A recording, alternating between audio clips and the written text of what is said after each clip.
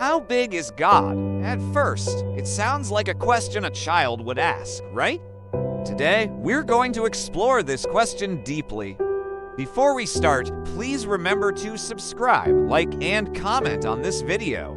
So, how big is God? A child might wonder if God is bigger than a house or a mountain. As adults, we might think it's a cute question. But what if I told you it's one of the most profound questions anyone can ask? When a child asks this, they're really asking, what kind of being is God? Is God like the things we can see and touch, or something else entirely?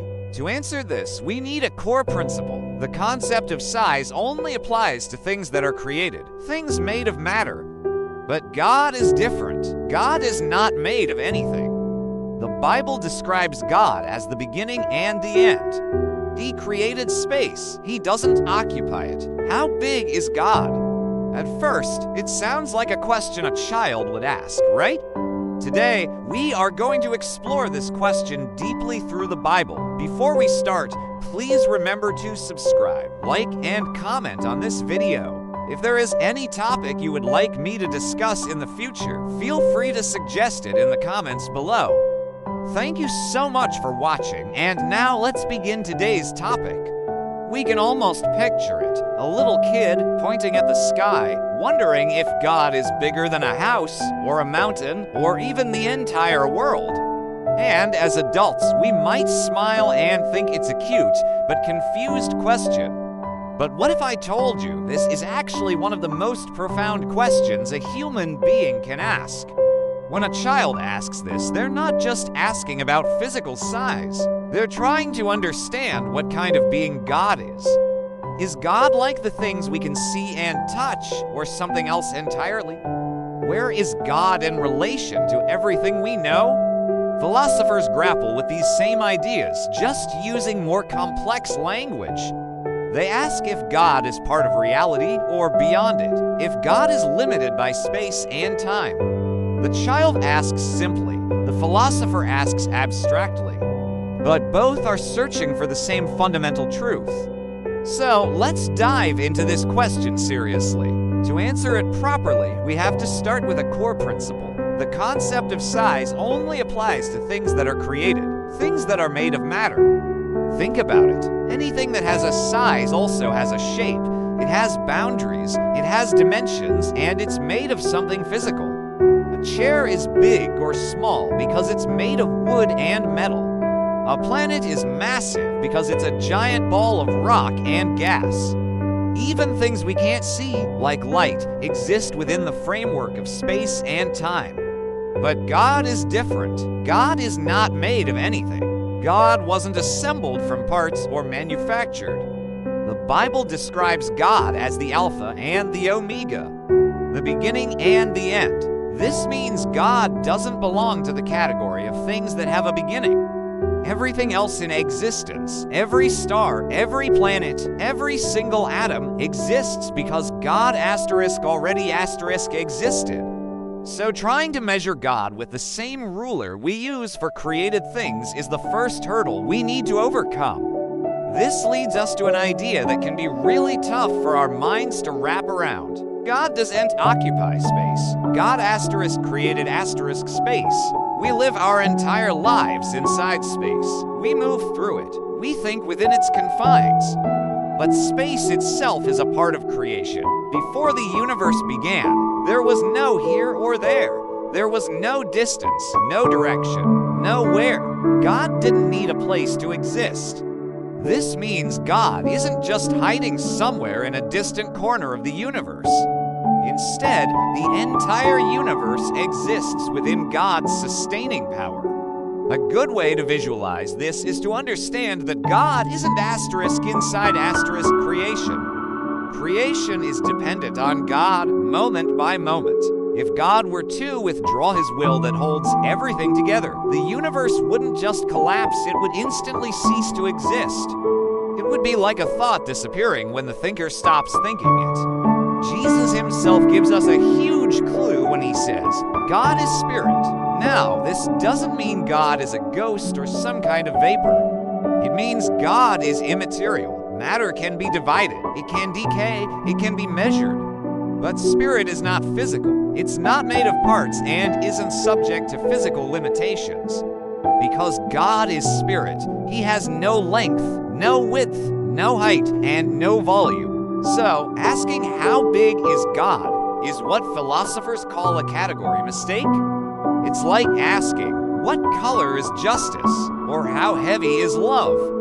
The question itself makes a wrong assumption about what God is. So, if God doesn't have size, what does it mean when we say God is infinite? Many people hear infinite and think it just means really, really big, but that's not quite right. Infinite means without limits. This is key.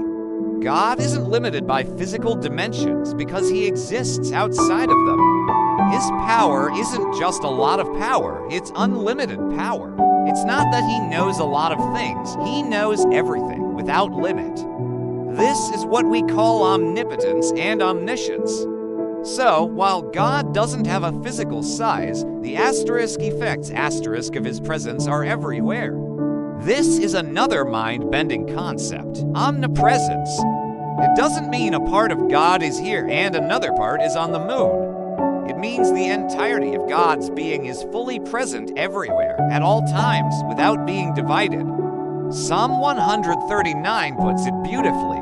Where can I go from your spirit? Where can I flee from your presence? If I go up to the heavens, you are there. If I make my bed in the depths, you are there. Think of it like this. The sun shines its light over the entire solar system at once. Its light is everywhere, but the sun itself remains at the center. God is even more profound. He is not just at the center. His presence permeates every point in space and time equally, without diminishing his essence. Now, this can feel very abstract, can't it? A God who has no size, no body, who is everywhere at once.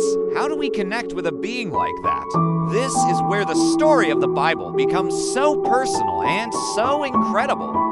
The infinite God, the one who is pure spirit and beyond all measurement, chose to make himself knowable to us.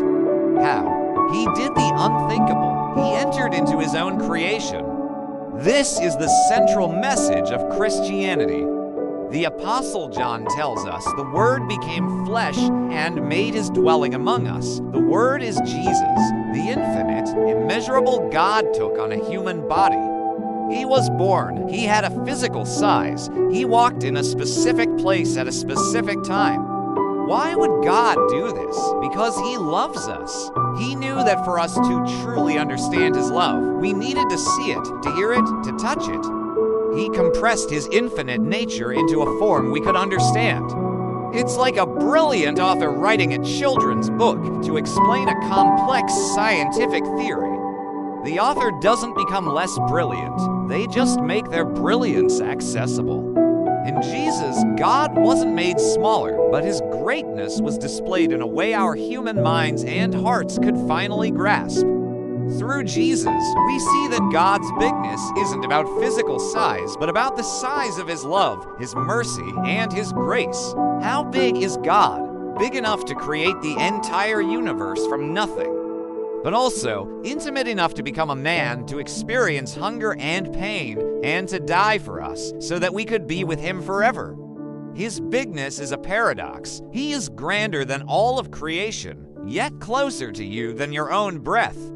So the next time you hear a child ask, "How big is God?" you can smile because it's not a silly question at all.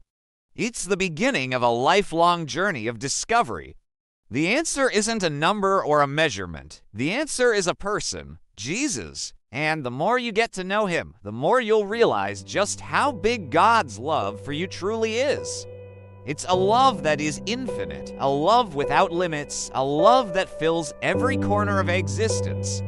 Thank you so much for joining me today to explore this incredible topic. I hope it's given you something profound to think about. If you found this video helpful, please give it a like and don't forget to subscribe for more content like this. Let me know your thoughts in the comments below. I'll see you in the next video. How big is